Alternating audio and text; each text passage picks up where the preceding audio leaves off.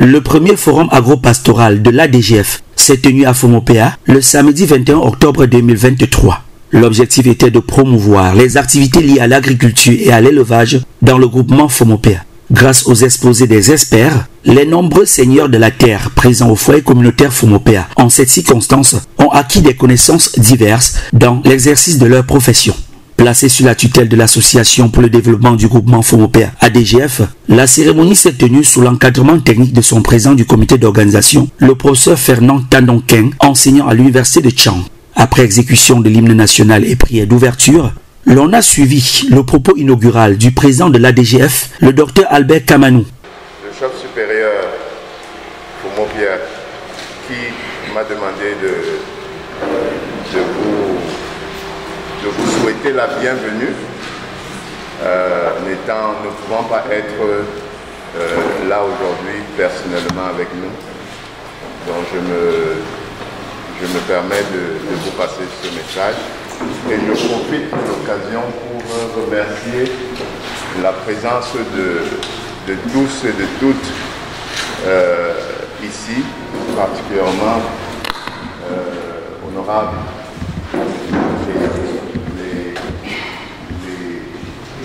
les chefs, les notables qui sont là, les Ngofou, Monsieur François, que je remercie, et surtout vous, la population du groupement Fomopéa, qui êtes là nombreux. Je pense que ça témoigne du nouveau dynamisme que l'association, la DGF, souhaite mettre en place pour notre communauté. Il a ensuite félicité tous les organisateurs pour le sacrifice consenti. Je veux profiter aussi de cette occasion pour remercier les membres de l'ADGF et toute l'équipe des commissions que nous avons mises en place depuis, ça fait 2 mois que nous étions ici pour l'élection du nouveau bureau. Je veux remercier toute cette équipe qui, dès le lendemain, s'est mise au travail et qui aujourd'hui a organisé ce forum. Le président en a profité pour donner quelques explications sur le pourquoi de ce grand forum de l'agriculture dans le groupement Fomopéa. Je ne vais pas rentrer dans les détails parce qu'il y aura des présentations qui vont mieux expliquer le fond de ma pensée. Mais je veux simplement vous dire que nous avons ensemble avec la communauté que ce groupement devienne un pôle commercial important pour le département de la Médinoise. Non seulement commercial, mais aussi attractif. Mais je vais simplement vous dire, donnons-nous même sur 5 ans, par exemple. Okay? Et le forum d'aujourd'hui est un objectif intermédiaire parce qu'on s'est concentré sur l'agro-pastoral, c'est-à-dire l'agriculture et l'élevage. Aujourd'hui, c'est l'agriculture et l'élevage, mais ça ne constitue qu'un objectif intermédiaire qui rentre dans le cadre de l'objectif global que je viens de dire. Il y aura plusieurs objectifs qu'on va travailler dessus, mais pour aujourd'hui, on va se concentrer sur l'agriculture et l'élevage. Ce n'est pas à nous qui habitons à Douala, à Yaoundé ou à Bamboussam, la DGF qui vient, l'une, c'est même dans l'Afrique centrale, tout le monde connaît le forum agro-pastoral. Je vous remercie. À la suite du président de l'ADGF, l'assistance a écouté le mot de salut et l'expression de bienvenue de Madame le maire de la commune d'arrondissement de Fouquier.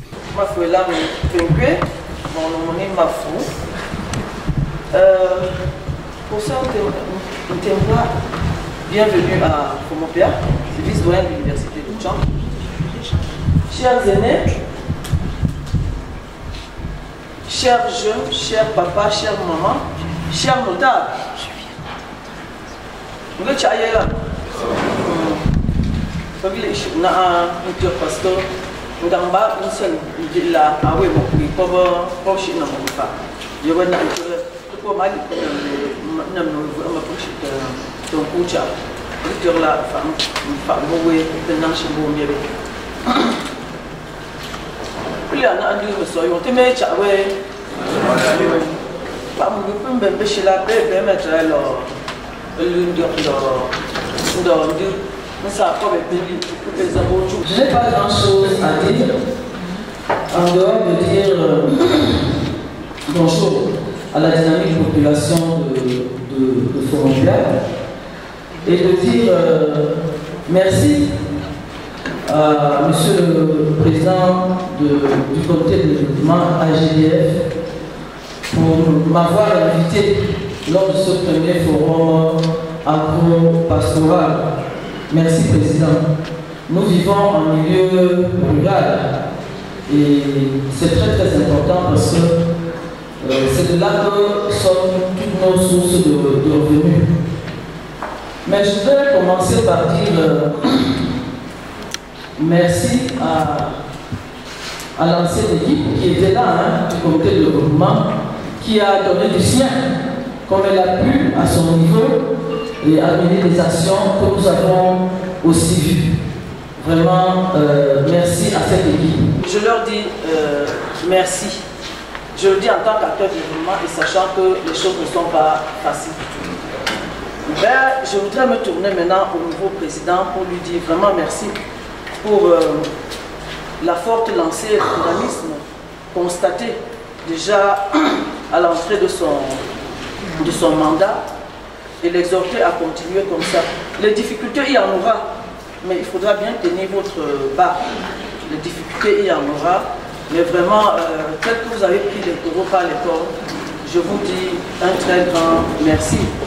Et dire que la mairie, qui est l'institution publique à laquelle votre digne Mafou se tiendra comme par le passé, hein, à côté du comité de développement de Fomompia, comme des autres groupements, pour que le travail soit fait main dans la main, parce que c'est ensemble qu'on est fort.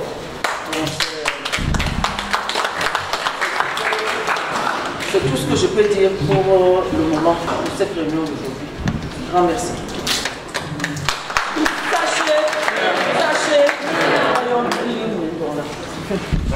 Ensuite, c'était la déclaration d'ouverture des travaux de Monsieur le sous-préfet de l'arrondissement de Fouquet. Sachez,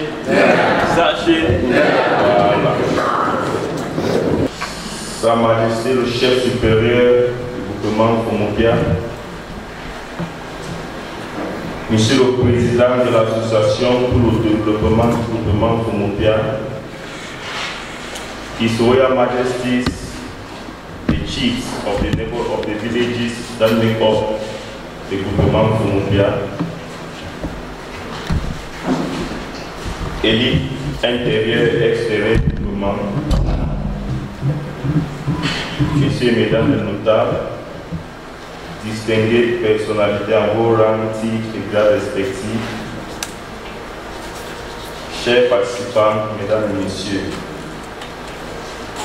c'est pour moi un insigne honneur de prendre la parole en ma qualité de dépositaire de l'autorité de l'État dans l'arrondissement de Fouquet. En cette circonstance solennelle marquant l'ouverture du forum agro-pastoral organisé par l'Association pour le développement du gouvernement Fomompia. Avant toute chose, permettez-moi de saluer l'initiative de la nouvelle équipe de l'ADGF qui, en ce qui peu de temps, 3 mois juste après son installation ici même, nous regroupe encore aujourd'hui à travers cet événement sanitaire, garant du développement durable et de l'autonomisation des jeunes. Congratulations, Mr. President.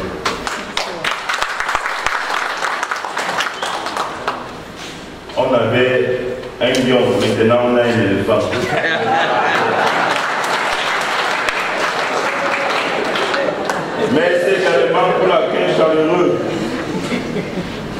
à mon endroit, ainsi qu'à la délégation qui m'accompagne. Car, mesdames et messieurs, rassurez-vous, j'en suis pleinement réjoui de me retrouver parmi vous aujourd'hui. Comme je vous l'ai dit lors du congrès, vous recevrez toujours mon soutien lorsqu'il s'agit d'aspects de développement dans ces groupements. En outre, je voudrais exprimer ma profonde gratitude et mon satisfaction totale à l'endroit de la nouvelle équipe mise en place, car dans ses premières actions, elle a très vite compris que le développement communautaire réside à 80% dans les activités agricoles, l'élevage et la pêche. Mesdames et messieurs, chères populations du groupement Fomopia, dans l'optique d'accroître vos résultats et booster l'atteinte de votre objectif principal, je vous exhorte à vous mettre à pied dans la réalisation de certains objectifs spécifiques, dont les plus essentiels sont, je cite, la mise en évidence des richesses agro-pastorales Fomopia, la création d'un cadre de rencontre des fils et filles Fomopia dans le but de communier ensemble, de connaître et partager des patrimoines communs. La création d'un contexte pour l'inclusion et le développement des talents individuels et collectifs des fils et filles Fomopia dans les domaines de leurs compétences respectives. L'intégration dans la problématique de l'entrepreneuriat pastoral dans le processus du développement.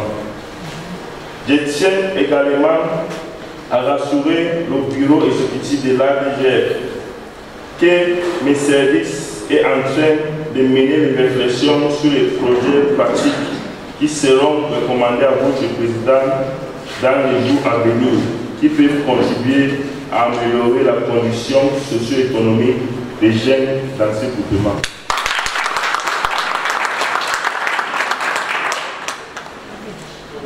Monsieur le Président, you are not alone. Vous n'êtes pas seul. Nous travaillerons main dans la main pour que le drapeau de l'ADGF est à flot. Ça se dit en français.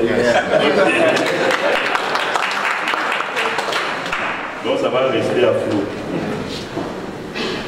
Ceci étant attendu de vous et tout en souhaitant les bons développements, je déclare officiellement ouvert les travaux relatifs au forum agro-pastoral organisé par l'Association pour le développement du groupement Fomopia.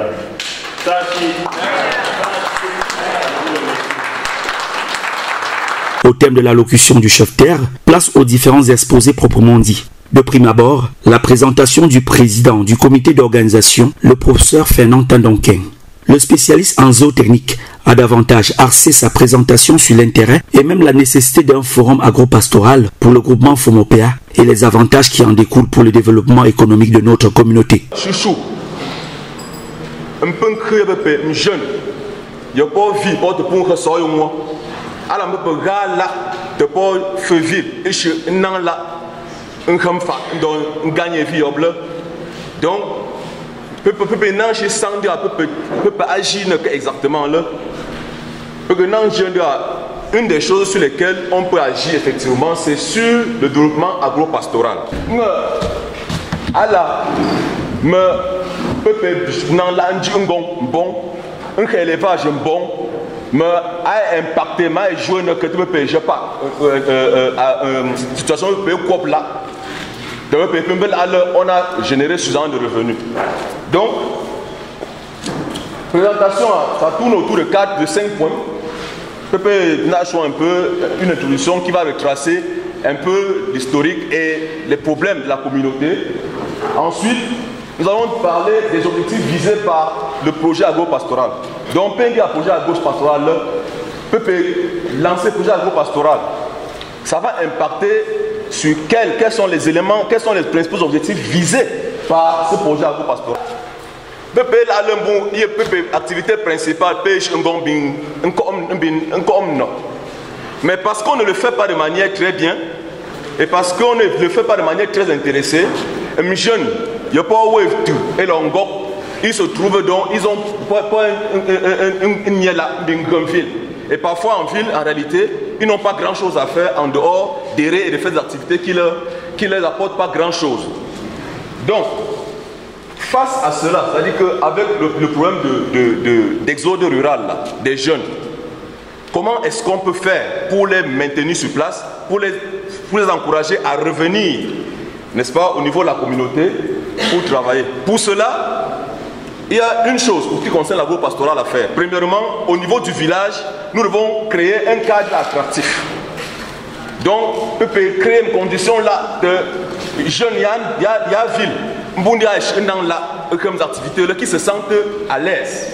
Et puis, pour ceux-mêmes qui sont au village, il faut choisir un peu un an comme activité, ils doivent également se sentir à l'aise. Donc, il y a cela. La deuxième chose, c'est également un cadre, une activité. On doit maintenant coupler à cela des activités attractives. Et parmi les activités attractives, nous avons l'agriculture et l'élevage. C'est très attractif. Donc, l'objectif visé par ce forum agro-pastoral, c'est effectivement de ce que je dis là.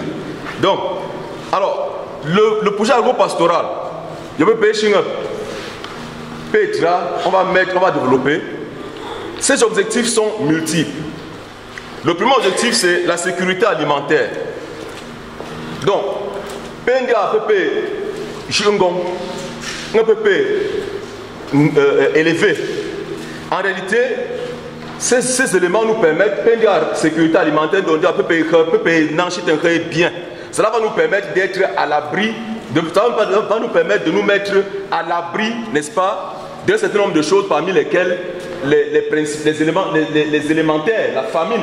Donc, nous sommes capables et nous fait au jour, au quotidien. Au quotidien, très important. Donc, le développement de ces activités d'élevage diversifiées vont permettre, n'est-ce pas, de répondre aux besoins alimentaires de notre population de manière à réduire la dépendance et les approvisionnements extérieurs. Donc, que on peut bien, un dieu matita, un dieu mkou, un dieu kundo, un dieu pomme de terre, un dieu haricot vert, tout ce qu'on va faire là. Mais nous sommes capables de créer un cadre à Fomopia de manière que nous ne serons pas obligés d'aller payer quoi que ce soit à l'extérieur pour entrer à Fomopia. Parce que l'objectif est de créer, de produire de manière à ce que Fomopia soit autosuffisant en matière de sécurité alimentaire et que l'extérieur. Il a aussi présenté les différentes mesures d'accompagnement des groupes d'agriculteurs qui voudraient bien s'organiser en GIC. Alors, cela nous offre des opportunités sur le plan économique aux différents membres de la communauté. Donc, les opportunités vont se situer au niveau, parce qu'en produisant un excédentaire, nous aurons la possibilité de pouvoir transformer et de mieux capitaliser ce que nous produisons. Le troisième objectif, c'est la réduction de la pauvreté. Vraiment, on n'a rien, on est pauvre. Or, en développant des activités agro-pastorales, cela va permettre de réduire la pauvreté en offrant des opportunités économiques à nous tous, habitants du village.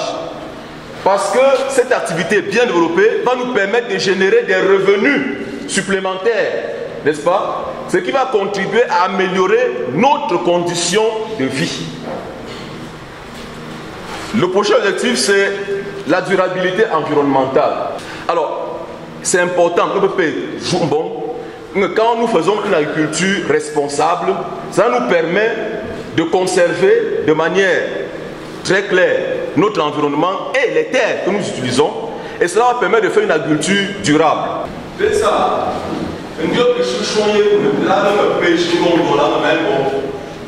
il y a, dans certains contextes, il y a en fonction d'un certain nombre de choses, le relief, la nature, il y a des pratiques culturelles qui peuvent être vraiment contre la traditionnelle, mais qui permettent d'obtenir des résultats très intéressants.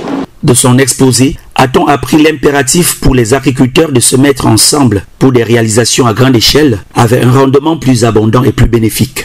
Si la 10 personnes pour accompagner, on va passer de 100 mètres carrés à 1000 mètres carrés. Et donc on va se retrouver avec 10 personnes qui se produisent sur 10 000 mètres carrés, au lieu d'avoir 10 personnes qui produisent chacun sur 500 mètres carrés. En travaillant ensemble, certaine reconnaissance ensemble. Cela vous rapproche et permet davantage d'augmenter les productions et les revenus. Que nous avons valorisé les ressources locales et surtout qu'il y a plus de cohésion sociale. Donc, tout ceci justifie justement l'approche.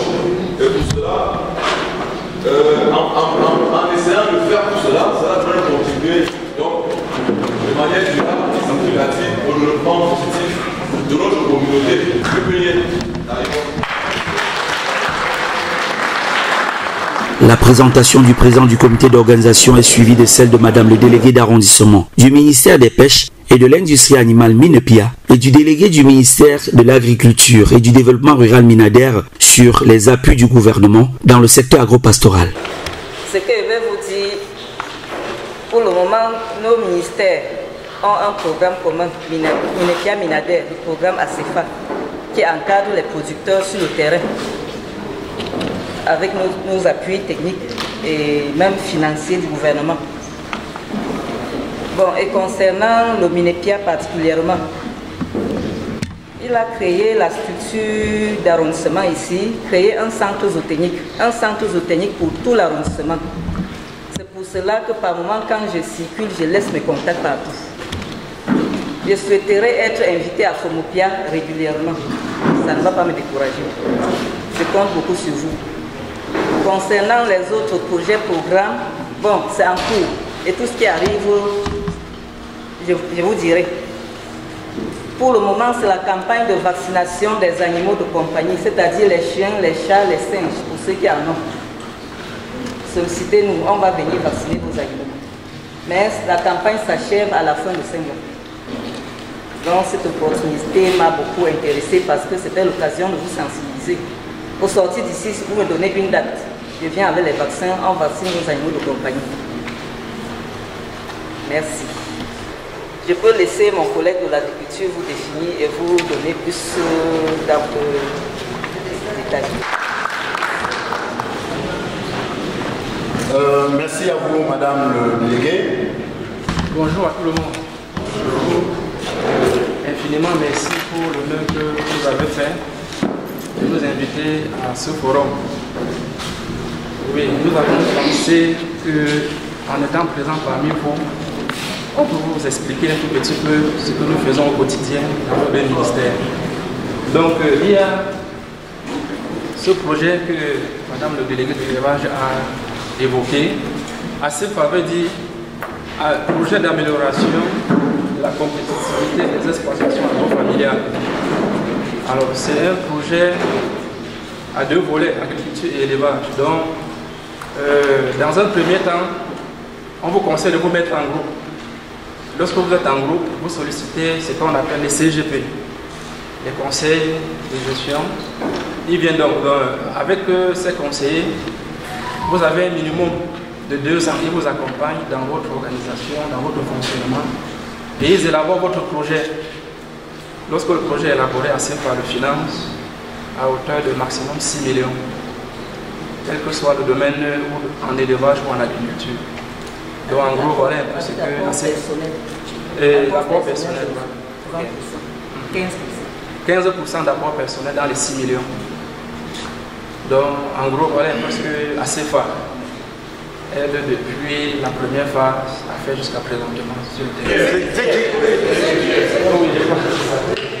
Il a bénéficié de l'appui ACEFA, il a construit un bâtiment, une porcherie, effectivement. Une porcherie de 14 lots. Donc ça c'est le volet élevage qui a soutenu M. Zoko.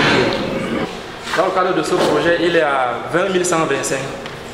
Le 20-10 que vous connaissez régulièrement aussi, que vous avez beaucoup utilisé déjà, il est aussi à 20 125 francs dans le cadre de ce projet de subvention des engrais.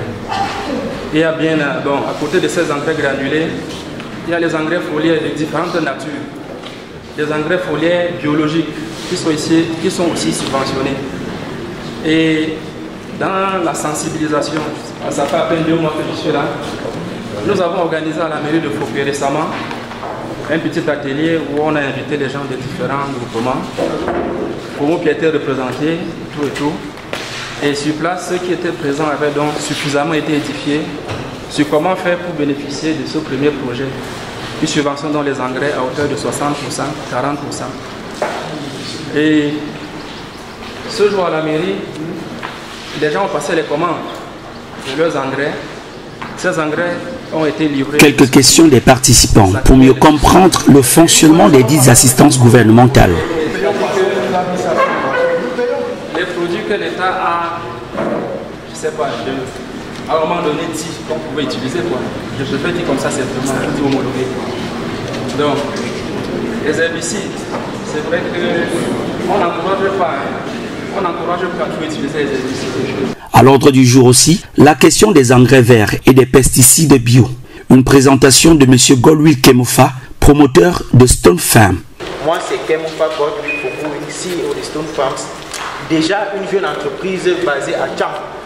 Une jeune entreprise basée à Tcham, située précisément vers la chaufferie Yangem, où nous avons pour produits et services, déjà pour produits services, nous faisons dans l'étude de faisabilité, la consultation agro-pastorale, nous faisons également dans les analyses des sols, nous faisons aussi dans la conception, rédaction des projets, le suivi, l'implémentation. Et aussi en tant que produit, nous avons une pépinière à Tcham où nous vendons des semences potagères, nous avons des fruitiers, des macotés, des fruitiers macotés greffés. Et également, nous avons des engrais, des biopesticides et des insecticides biologiques. Comme plan, nous aurons l'introduction, la définition, donc connaître ce qui est qu'un pesticide ou alors un engrais, un biofertilisant. Et nous aurons aussi la fabrication et l'utilisation et une petite conclusion. Là, déjà, il faudrait comprendre l'agriculture biologique participe déjà à la transition alimentaire, c'est-à-dire en mettant sur le marché des produits obtenus grâce à des substances naturelles. Donc, des procédés naturels. C'est-à-dire, qui ne veut pas manger bio? Qui ne veut pas manger bio? Qui veut produire bio? Tout le monde. Tout le monde veut produire bio, n'est-ce pas? Donc l'agriculture biologique vient nous donner cette opportunité d'avoir la transition, donc quitter des produits chimiques de synthèse aux produits biologiques. Nous allons, comme vous regardez, ça c'est un raisonnement global, parce que nous savons déjà, dans l'agriculture, nous avons 4 types. Nous avons l'agriculture conventionnelle, qui est déjà la plus répandue, où vous voyez tout le monde utilise les engrais un peu plus chimiques de synthèse. Nous avons l'agriculture biologique qui est la plus écologique, où nous utilisons uniquement le bio, les produits faits des procédés naturels. Donc, on utilise 70% des biofertilisants et simplement 30% des produits chimiques de synthèse. Vous voyez un peu. Et aussi l'agriculture durable, qui n'est pas trop différente de l'agriculture biologique.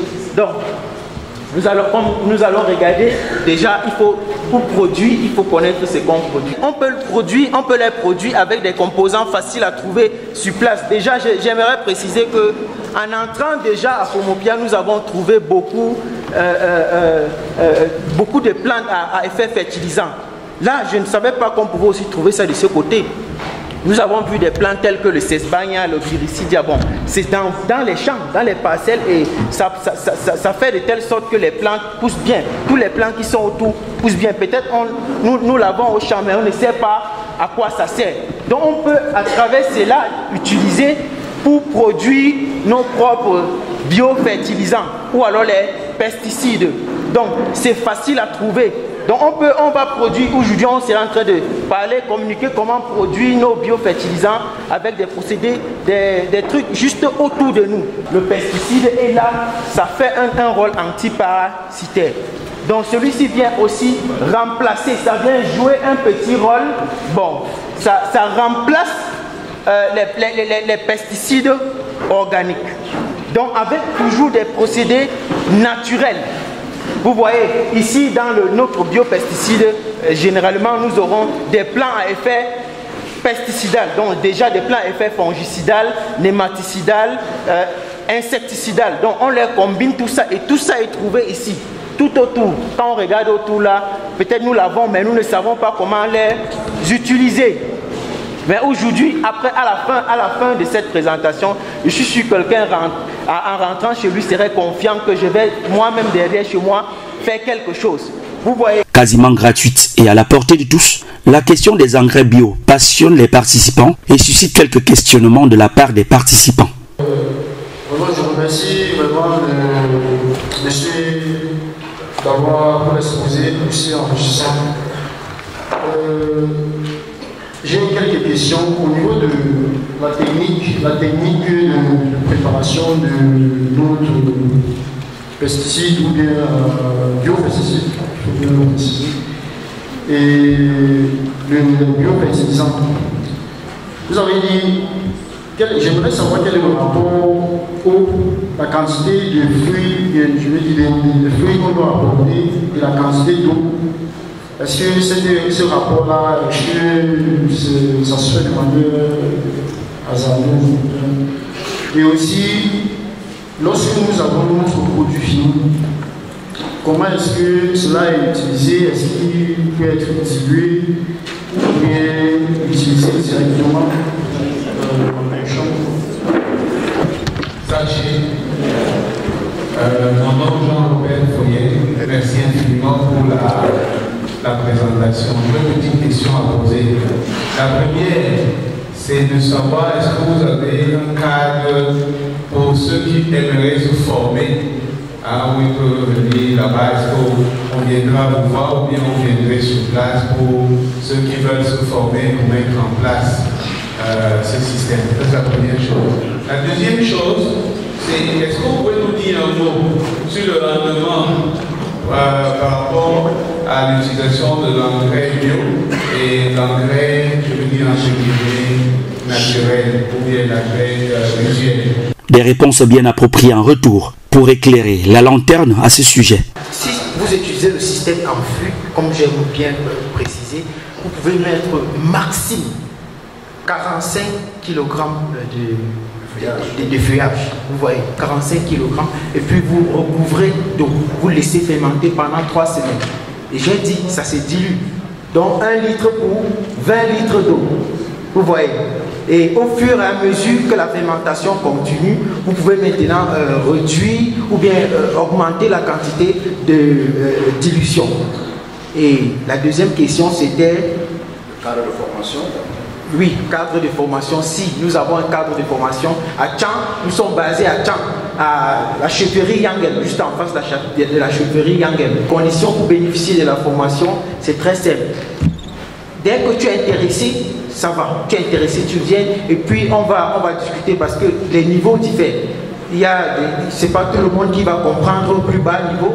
Il y a certains qui vont vouloir aller jusqu'à dans des détails et on va leur donner, donc c'est par catégorie. Ok, en termes de rendement, nous avons fait une analyse et déjà le rendement sur le maïs en utilisant des biofertilisants et des biopesticides, nous quittons parce que ici dans les zones rurales, nous avons à peine 1 tonne à l'hectare, à peine 1 tonne. Mais en utilisant nos biofertilisants et pesticides, nous pouvons monter directement jusqu'à 5 tonnes avec un bon suivi. Nous allons jusqu'à 5 tonnes à l'hectare avec un bon suivi. Et la même chose avec les tomates. Vous voyez, ce sont des cultures qu'il faut un bon suivi. Dès que vous avez le bon suivi, vous avez tout ce qu'il faut. C'est moins cher parce que déjà, il y a la sécurité. Ça, c'est dans le cadre de la sécurité alimentaire. Donc, la santé des sols, la santé de l'environnement, votre propre santé et la santé des végétaux.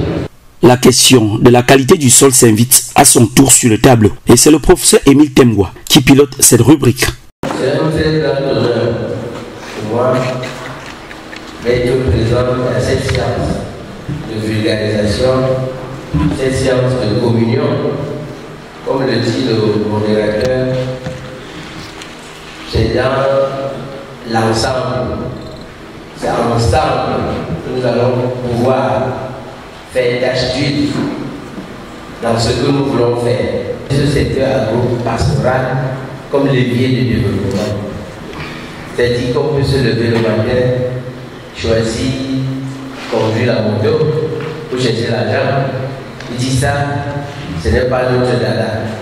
On peut se lever le matin, pensez plutôt aller en ville chercher du travail. Il dit ça, ce n'est pas notre filon.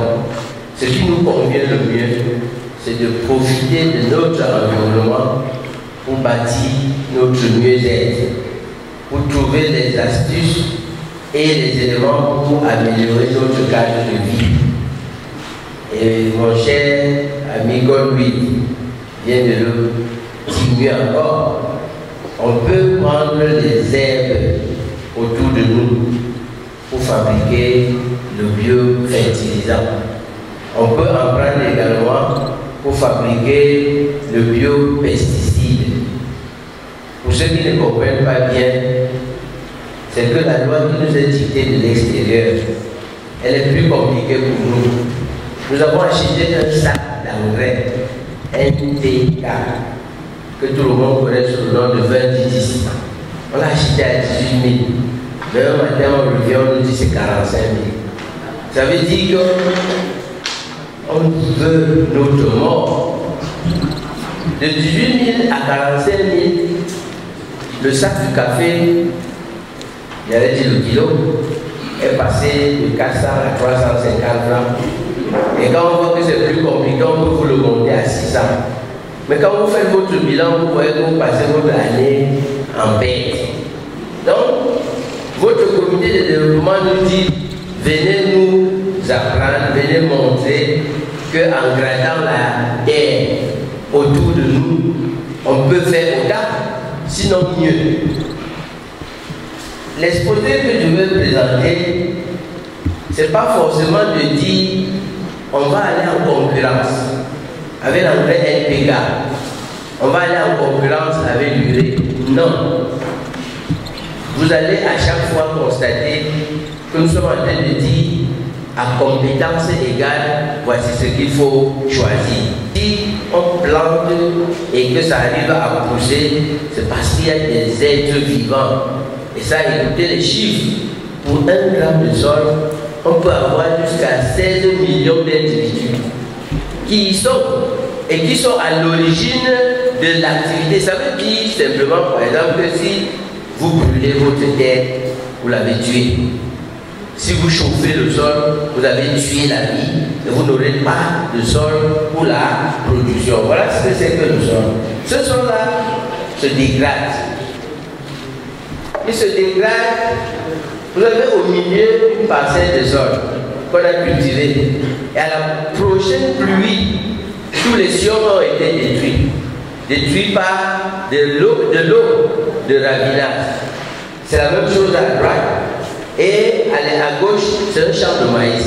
Et cette photo, c'est la photo du champ de très célèbre photo Victor à Fumon. Il a mis le maïs. Et on était là, les premières pluies du mois d'avril, on fait des très grands ravins. Ce ravinage-là montre que le sol se dégrade. Nous sommes en train de dire pourquoi l'eau peut être chargée de la terre et aller causer des ravages. C'est parce que le sol lui-même a ce qu'on appelle la structure. La structure, c'est les modes de terre doivent avoir une certaine consistance. Les modes de terre. Si je laboure mon champ, j'isole les modes de terre. À la prochaine pluie, si les modes-là se cassent, on va dire que mon sol n'est pas stable. Donc j'ai une mauvaise structure de mon sol. Voilà à quoi ça va servir la matière organique. À stabiliser les agrégats du sol. Donc quand j'ai mon sol et que la pluie peut facilement laver ça pour aller en aval, je vais dire que mon sol est instable.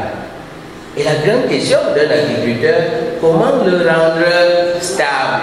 Il faut que ces mots-là, quand je prends à la main, on prend le mot de terre entre le pouce et l'index et on appuie. Plus vous allez mettre la force pour appuyer, plus votre sol est stable. Et il y en a qui se cassent trop légèrement. C'est comme ça que même une fine pluie va vous émietter les agrégats du sol. Et une fois que c'est émietté, ça change encore beaucoup de choses. Le vice-recteur de l'université de Tchang va par ailleurs expliquer l'urgence d'une adéquation étroite entre le sol et les cultures envisagées dans un espace bien déterminé comme facteur de productivité. Nous avons ici la carte des sols de la région de l'Ouest, c'est très grand, mais je vous ai mis un petit encadré ici où on peut trouver les sols présents à Fomopia. On va distinguer 3 types. Quand vous êtes vers le mont Néant, vous avez, quand il pleut, vous voyez beaucoup de sable. Le sable là montre que la roche, on va dire comme ça, c'est la roche plutonique. C'est trop compliqué ça, mais ce qu'on retient, c'est que si le sol se dégrade et on a des grains de roche, ça va montrer un type d'éléments chimiques. Et les éléments chimiques là sont très rarement des éléments fertiles pour la plante, ceux qui viennent de ce genre de roche. Mais par contre, dans les bas-fonds, vous allez avoir des types de sols différents qu'on appelle sols hydromorphes parce qu'ils bénéficient du passage de l'eau. Ils bénéficient de tout ce qu'on collecte en haut pour venir s'accumuler en dessous. Donc il faut tenir compte de ces différents types de sols. Vous allez voir que j'ai écrit sol moyennement désaturé. La saturation ici, c'est que le sol a un espace dans lequel on peut retenir les éléments nutritifs. Et ces espaces-là ne sont pas complètement occupés. On dit qu'ils ne sont pas désaturés. Donc on peut apporter des éléments et enrichir le sol. Vous avez ailleurs des sols où on ne peut plus y apporter parce que la saturation est totale. Si vous apportez un élément nutritif, l'autre va l'apporter parce qu'il n'aura pas un endroit où se situer. Les sols ici sont moyennement désaturés, on peut les saturer, on peut apporter des éléments supplémentaires pour produire l'agriculture que tout le monde adapte en 2050. Mon ami Golby vous a dit qu'il ne veut pas manger bio. Mais c'est vrai que quand on est dans le contexte africain, c'est pas exactement le mot bio qu'on va utiliser. On va dire, mais est-ce qu'ils arrivent même d'abord à se nourrir? Avant de dire, est-ce qu'ils vont manger bio?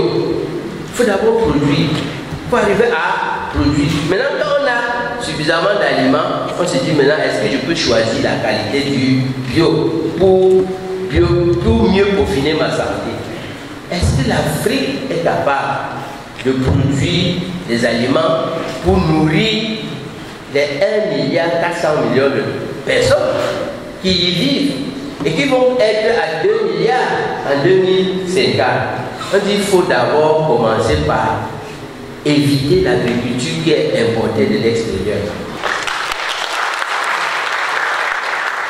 Les cultivateurs retiendront donc que lorsque la culture ne correspond pas au style de sol sur lequel il est développé, le rendement est quasiment nul. Pour un meilleur suivi et une commercialisation bénéfique des produits agropastoraux à Fomopea, l'ADGF a pensé à la création d'une coopérative agricole présentée ici par mesdames Christine Ganou et Marie-Céline Fouquet. On va parler de la coopérative agricole agropastorale, sa définition et son mode de fonctionnement. Et je ne suis pas seule pour le faire. Je suis accompagnée de ma collègue Marie-Céline Mefou, épouse Fouquet.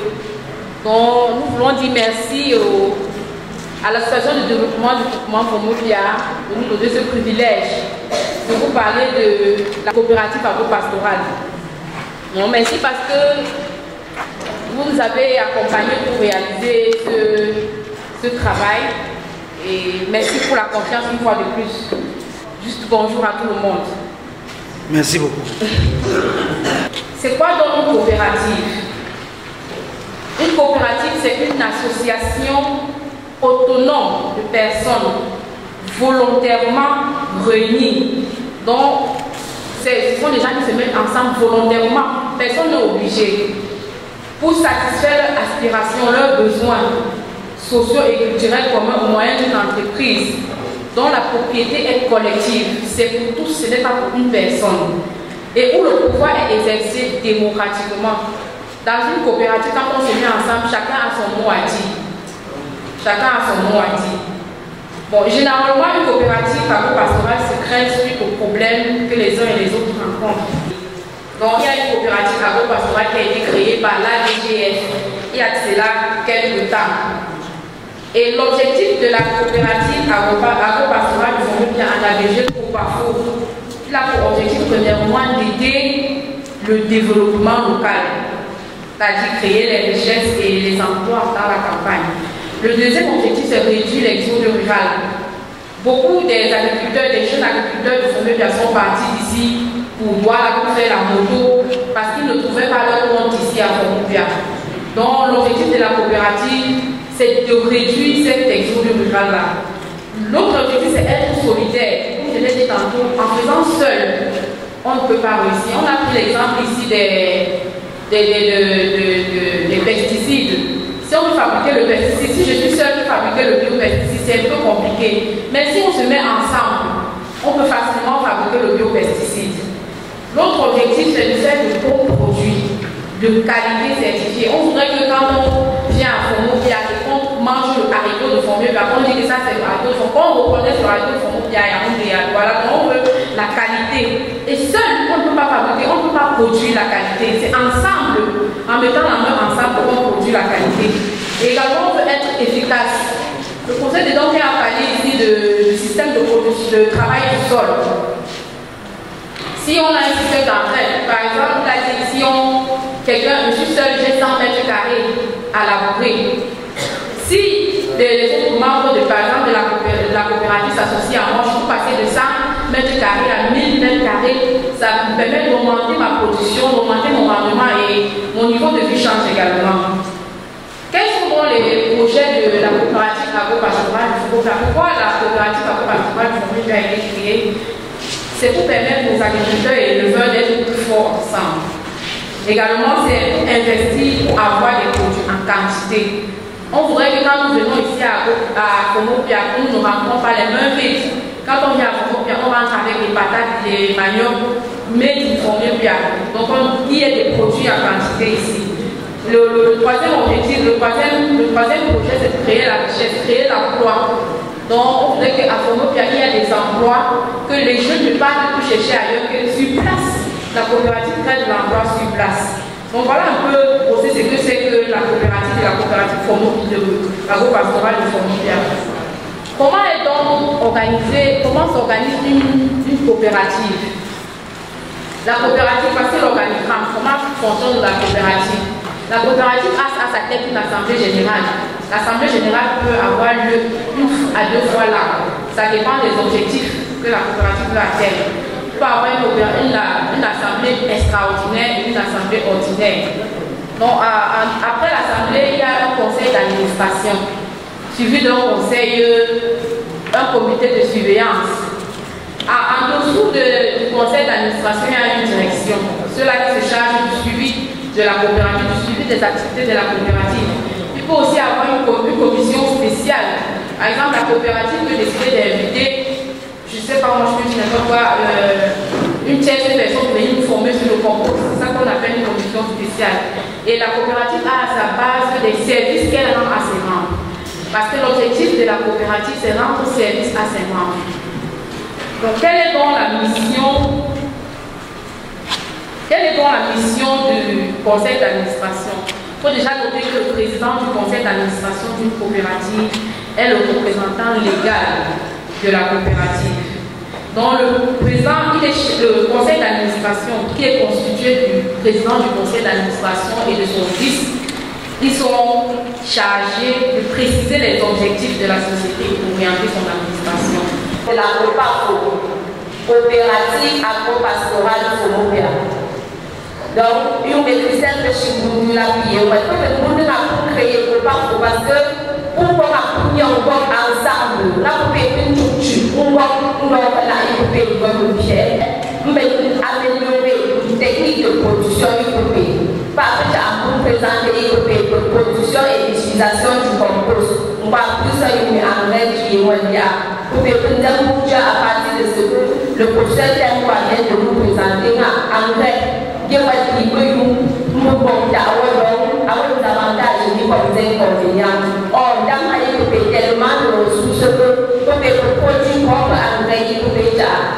Même bien, vous présenter engrais, des biofertilisants, donc engrais liquides avec des biopesticides. Pour faire une coopérative a plusieurs services à rendre au village. Coopérative est pour rendre le service pour la contribution. Parce que coopérative tient la papier comme compost pour la gamme comme compost. En retour, il y a comme produit de bonne qualité et en grande quantité pour les ventes.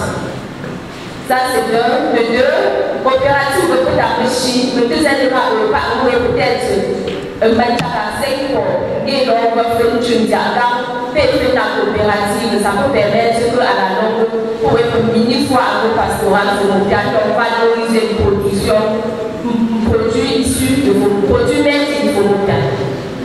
Donc, il y a un présenter le fonctionnement coopératif au milieu dans la case à nos coopératives.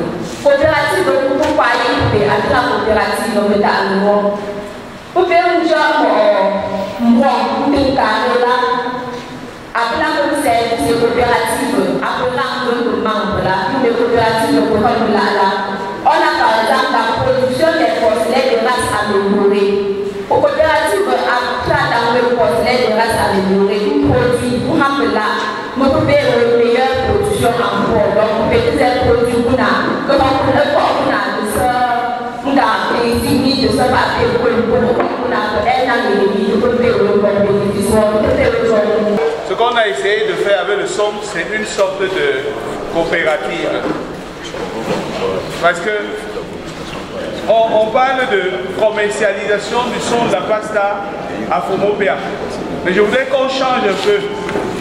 Parce qu'il ne s'agit pas vraiment de la commercialisation. La pasta ne vient pas faire le commerce à la pasta, à Fomopéa. C'est plutôt les éleveurs de Fomopéa qui se sont mis ensemble pour acheter le son à la pasta. Parce que très souvent, les gens sont venus me voir pour dire « Je veux vendre le son. Fais que je sois aussi un distributeur de son. » Je dis « Mais tu t'es simplement trompé parce qu'il ne s'agit pas de vendre du son. Il faut simplement corriger un peu la façon de voir la chose. » Donc, il faut dire qu'en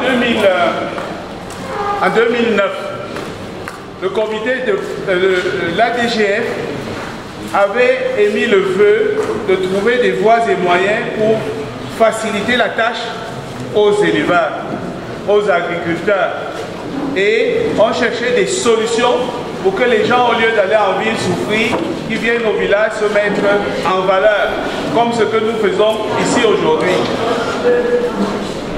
Et donc, on m'avait demandé de travailler avec l'équipe pour qu'on trouve une solution pour rendre la tâche facile aux éleveurs.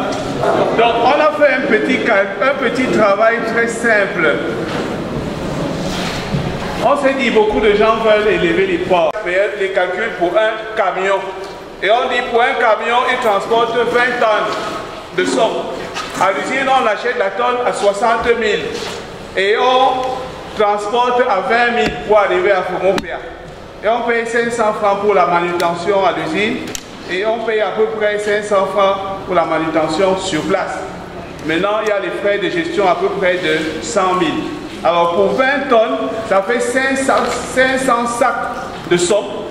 Le coût de revient total est de 1 715 000 qu'on dépense. Et puis, on a à peu près en coût de revient 3 430 francs. Donc, depuis qu'on a mis en place le système, on arrivait à vendre le son à Fomopéa à 3 000 quand ça s'achetait à 50 000 à l'usine. Mais depuis, on a relevé à 3 500. Ça veut dire que aujourd'hui, celui qui achetait 5 sacs de son, il n'est plus obligé de l'acheter en une fois, il peut l'acheter en plusieurs reprises. Et puis, il a la possibilité de l'acheter à la porte d'à côté. Parce qu'à Fomopéa, il y a un dépôt à Yantok, à Mandon, au centre et à Tinla. Donc on a rapproché le produit de toutes les personnes qui ont besoin. Et Avant, on permettait même d'acheter et payer l'argent après. Maintenant, c'est un peu difficile. Donc, tout ce qu'on note, c'est qu'entre 5 700, qui était le prix d'achat quand il allait à Tcham, et 3 500 quand il achète à Fomopéa, il y a un gain de 2200 francs par sac de son. Ça veut dire que celui qui achète 5 sacs de son par mois, il gagne 11 000 francs à travers cette organisation qu'on a mis en place, de se mettre ensemble pour acheter le son. Et la question que je me posais, c'est qu'aujourd'hui, ça fait presque 13-14 ans, quelle est l'évaluation que nous faisons de ça? Est-ce que les Fomopéas sont contents pour ce travail?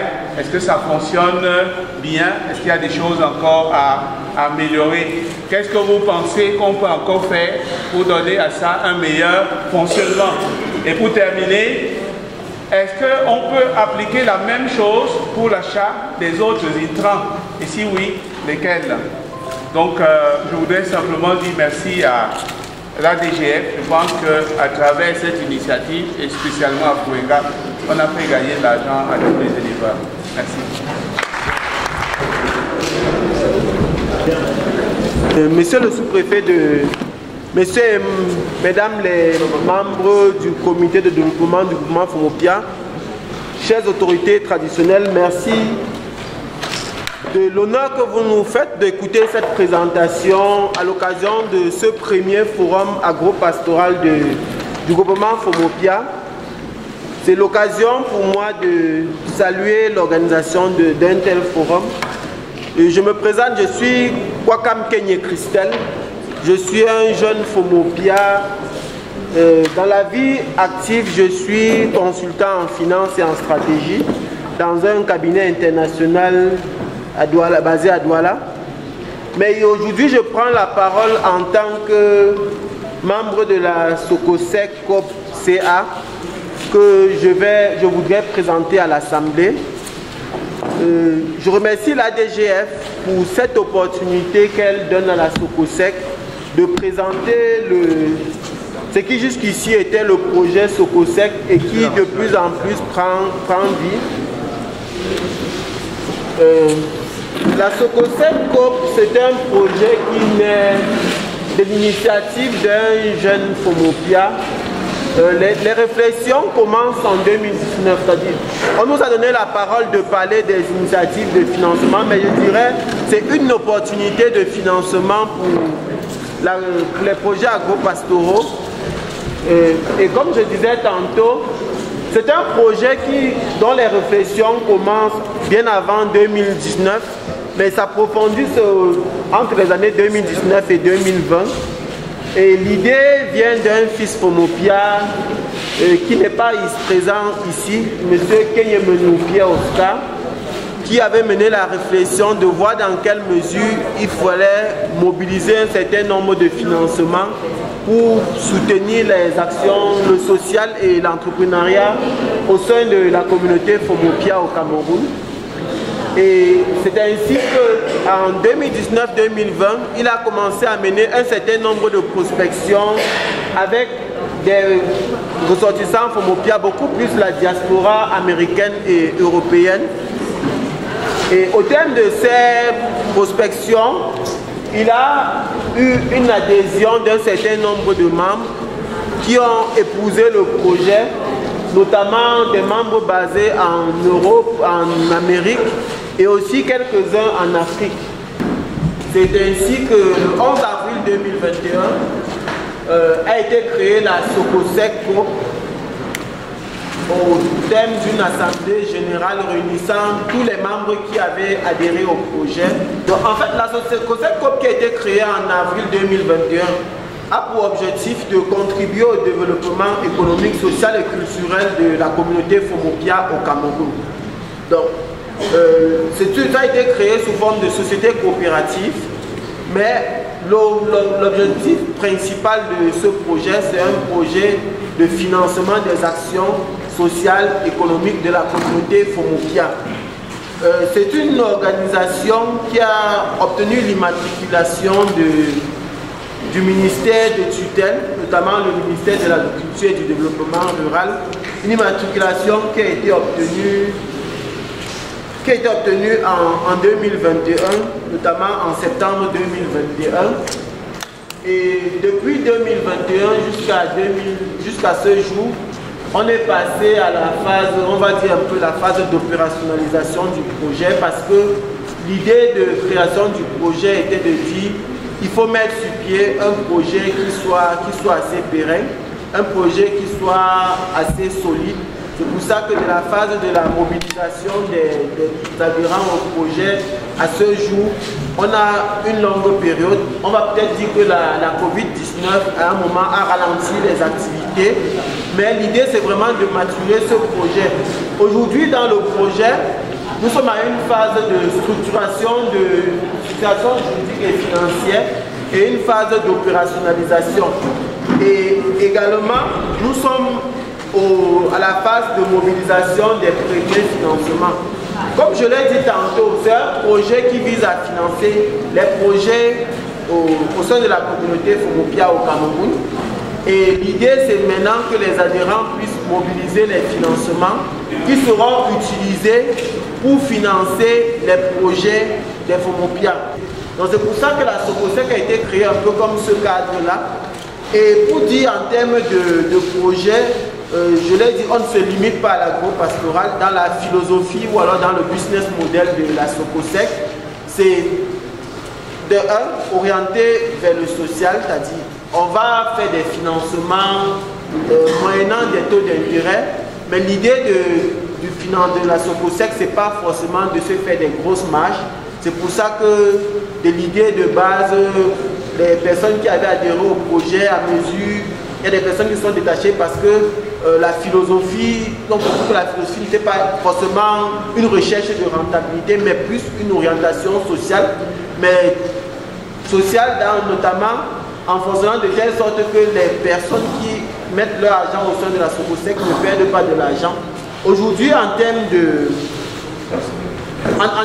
projets, on a parlé justement des projets agricoles, on a parlé des projets sociaux, on a parlé des prêts sociaux pour le financement des cas d'éducation, des cas de maladie. Donc voilà un peu de manière globale les différents projets que la Socosec envisage financer. Aujourd'hui, nous avons une feuille de route dans laquelle on a prévu un début d'activité au 1er janvier 2024. Quand je dis début d'activité, c'est un début d'activité de financement ou alors de prêt aux personnes à besoin de financement. Je ressens un peu là la carte aujourd'hui des membres de la Socosec. On a 8 ressortissants qui représentent la diaspora en Amérique. On a 3 en Europe. Et au Cameroun, nous avons 3 et 1 en Côte d'Ivoire. Et l'idée, c'est que l'équipe camerounaise, puisque les uns et les autres sont de part et d'autre, l'équipe camerounaise qui est principalement basée à Douala, c'est une équipe qui est chargée de gérer la phase opérationnelle du projet. C'est-à-dire, lorsque on va recevoir les demandes de financement, les analyser et qu'il faudra mettre à disposition les financements, l'équipe, effectivement, c'est cette équipe qui va faire fonctionner le projet de Socosec. Au thème de cette présentation, place au premier break consacré à la pause café. Un divertissement aussi pendant cette phase relaxante, l'artiste Dorine Fomo offre la splendeur de ses magnifiques cordes vocales.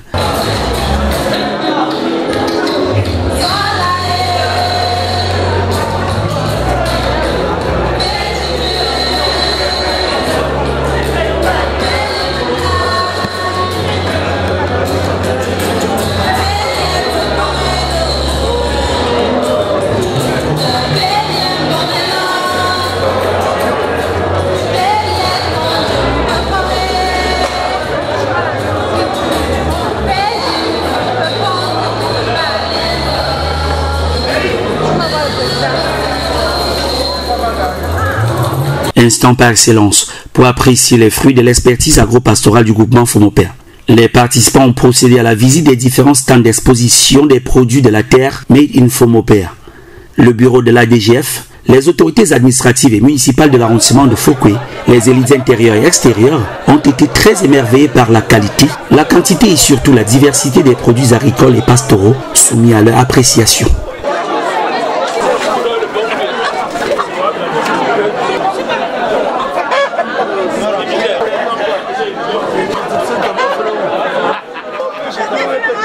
Impossible de résister à l'attrait de ces produits 100% FOMOPEA, chacun s'est laissé conduire par ses goûts et ses préférences.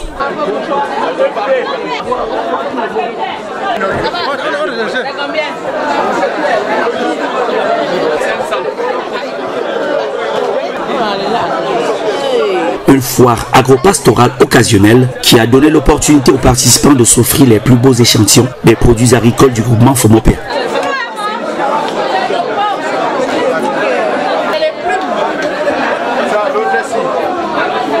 Difficile d'opérer un choix entre ces denrées alimentaires et ces bêtes de race améliorées, tellement elles étaient captivantes.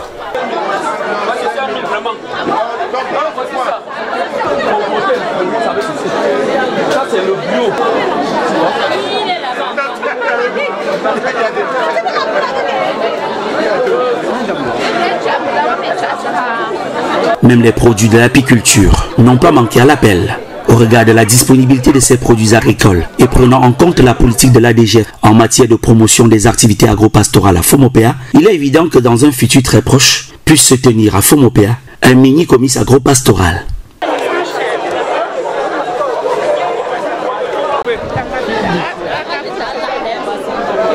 Au thème de ce grand marché agricole, on a quitté les comptoirs pour un retour en salle dans le cadre des travaux en atelier. 2 grands ateliers au total, celui des produits agricoles et celui des produits d'élevage. Par groupe bien distincts, les participants et les experts ont suffisamment échangé sur les divers aspects de leurs activités, ce qui aboutit à des conclusions bien déterminées et à des résolutions pertinentes. Pendant la restitution des travaux, l'on a retenu que les agriculteurs éprouvent des difficultés d'accès aux intrants. On a aussi noté l'enclavement des bassins agricoles, le manque de formation des acteurs du secteur, la rareté de la main-d'œuvre, la disparité des points de production, l'exposition aux intempéries et aux épidémies, l'absence d'une politique de commercialisation et de transformation efficace. Des résolutions y ont été apportées, notamment la mise à disposition des intrants agricoles des espèces améliorées, la création d'une coopérative agricole à FOMOPEA, la COBAFO, la formation et le suivi des acteurs du secteur agro-pastoral, l'assistance dans la commercialisation groupée pour les groupes d'initiatives communes, GIC, l'ouverture des voies secondaires pour desservir les bassins agricoles, comme l'a bien indiqué Orge Crispos Equitam pour le compte de la mairie de Fouquet. On a évoqué un problème d'enclavement des bassins de production. Bien, en plus des efforts, c'est ADGF est déployé là. Commune de Fouquet, depuis un certain moment, a s'investi particulièrement dans des enclavements en bassin agricole. Au niveau de Yantou, Yantin. Et puis, deuxième piste, c'est un peu aménagé dès que les pluies vont cesser. On peut arrêter. Deuxième piste agricole, il peut désenclaver là, un peu piste à mener dans le bassin de cette femme-là. L'idée, c'est justement que, premier, on veut faciliter et accéder. On ne pas seulement faciliter et l'on produit, on fait donc, pour la continuité, il y a allez pour une fois. Ta niveleuse un peu à disposition au niveau de la commune de Fouquet. Donc en plus de la pelle chargeuse, il y a la niveleuse et également permettre même en interne. Ça peut être dans une dotation même en interne peut réaliser entretien en piste. Ça va faire que peut rendre accès dans le bassin agricole beaucoup plus facile. Donc, même la précision qu'on a apportée, maintenant, il y a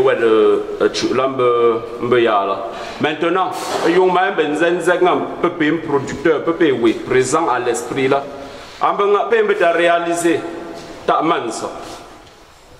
Mbonzenga pe punto au kongomba. Mregang par exemple, pour mato et tête watarut. Même par réflexe de cultiver un peu et l'on permet à man se porter bien pour que facilement. Donc, la précision que pour apporter là,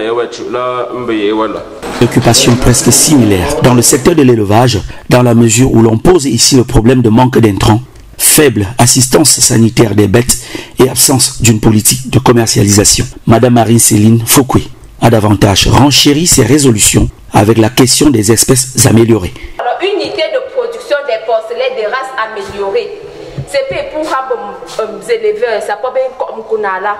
Production de races, les porcelets de races améliorées, c'est pas pour une bonne performance en croissance. Pour peser entre les 90 et les 110 kg. Maintenant, au niveau de la commercialisation, je vais d'abord vous signaler ici que Fomopia, village Fomopia, a été un groupe agro-pastoral. Donc, pour ça, pour payer numéro, moi, pour ça, pour vous êtes au compte de la pour vous WhatsApp, la paix pour moi, est un groupe agro-pastoral. Ça, c'est d'un, deux.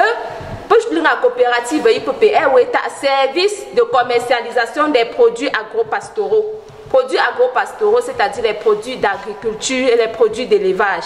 Donc, pour payer engraisser pour 60 ok 100 la coopérative est une organisation. C'est pas client, il y a mata chang, mata fuisa, mata yaoundé.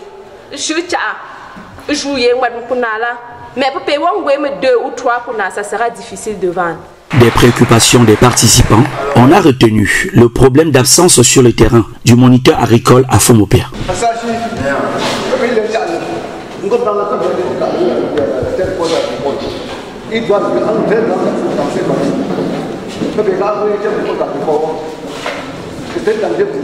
C'est par les mots de remerciement du professeur Fernand Tadonken que ce premier forum de l'agriculture s'est achevé au foyer communautaire Fomopia.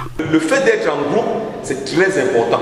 Et comme je dis également, le fait d'être en groupe permettra, n'est-ce pas, à travers la coopérative, d'avoir accès à des financements pour lesquels vous venez seul, vous n'aurez rien. Donc l'intérêt de se mettre ensemble, vraiment, nous devons absolument intégrer ça et faire de cela notre, comment on dit, leitmotiv. Convaincus d'avoir donné l'essentiel de savoir et de savoir-faire pour une agriculture plus prospère à Fomopia, les organisateurs expriment leur satisfaction. On peut faire un peu de ton coup à la fin. Je vais dire un très grand merci à toute la population qui a accepté de venir passer cette journée ici aujourd'hui et d'apprendre le peu que nous avons bien voulu partager avec vous. Je dois dire que pour moi, pour le moment, c'est une journée réussie.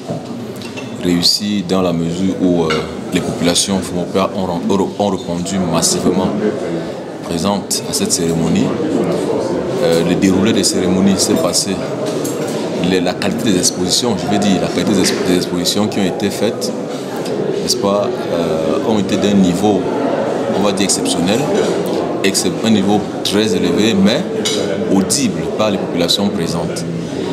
Alors, les travaux en atelier qui s'en sont suivis sont déroulés également dans de très bonnes conditions et ces travaux nous ont permis d'identifier, n'est-ce pas, de manière claire les difficultés auxquelles font face les agro-éleveurs de Fomopia. Cet atelier nous a également permis de dégager des pistes de solutions et dans les jours à venir, n'est-ce pas, un document, un rapport sera produit et qui permettra, n'est-ce pas, de pouvoir redresser et de faire décoller de manière réelle, n'est-ce pas, l'agriculture dans ce groupement qui est d'ailleurs le levier du développement d'une communauté. Donc je suis un monsieur qui a un sentiment de satisfaction, n'est-ce pas, à la fin de cette journée. Mon exposé a porté sur l'approvisionnement en son de blé. Vous savez que pour l'élevage des porcs, le son de blé est un intrant principal qui occupe une part très importante. Et donc, depuis 2009, on fait l'expérience à Fomopia de mutualiser l'achat du son de blé avec l'appui que nous avait donné généreusement Fouengap à travers une autorisation d'achat direct à l'usine de 20 tonnes de blé. Donc aujourd'hui, mon rôle à travers l'exposé était surtout de montrer quel est l'impact de la mutualisation, d'abord dans le coût et puis dans le gain de temps. Donc j'ai montré qu'avant qu'on ne mette en place cette formule, chacun allait à Tchang acheter ce dont il a besoin pour l'alimentation de son porc. Et le coût de revient d'un sac de 25 kg, de 40 kg à Fomopea était autour de 5 700 francs. Donc en mettant en place cette organisation, on a ramené le prix, le coût à Fomopea autour de 3 500. Donc ça veut dire que chacun gagne en moyenne 2 200 francs pour chaque sac acheté à travers cette formule. Mais aussi, il gagne en temps et il a la possibilité d'acheter en petits morceaux. Donc je suis convaincu que cette politique a motivé beaucoup de personnes à s'engager dans l'élevage du porc. Mais quelques années se sont écoulées. Je pense qu'aujourd'hui, il est temps d'évaluer un peu le chemin parcouru et de trouver, pourquoi pas, une nouvelle dynamique qui permette d'aller un peu plus loin. Rencontre très enrichissante qui devra à coup sûr apporter des améliorations sur les activités des cultivateurs Fomopea dans l'avenir, puisque ces derniers ont beaucoup appris. Tout d'avance, je remercie d'abord les anges Fomopea qui ont donné l'inspiration au bureau de l'ADGF pour initier ce projet. Au thème de ce forum, j'ai retenu beaucoup de choses très importantes. En tant qu'agriculteur, par l'époque, nous utilisions beaucoup de produits chimiques, les engrais chimiques, les pesticides chimiques.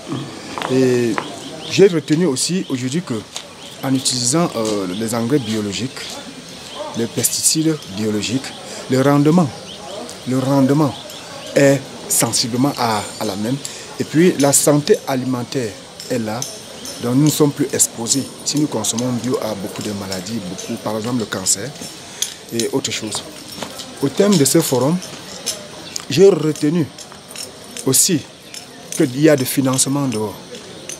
Nous avons été formés pour aller rechercher le financement parce que nous étions focalisés à rester sur place, on n'était pas au courant de certaines situations et autres. Raison pour laquelle nos quantités étaient très réduites. Après ce forum, je pense que moi particulièrement, qui faisais peut-être dans les 7000 mètres carrés, je pourrais aller à l'échelle de 3 hectares. Ça, c'est une initiative louable. Et c'est pour la première fois que je me trouve devant cette situation. Nous avons travaillé, nous avons pris des résolutions en commission et nous espérons que le comité de développement ou le groupement Fomopea pourra en tenir compte. Une fois ces résolutions prises en compte, nous pensons que l'élevage et l'agriculture vont prendre un nouveau démarrage. Pour ce qui est de la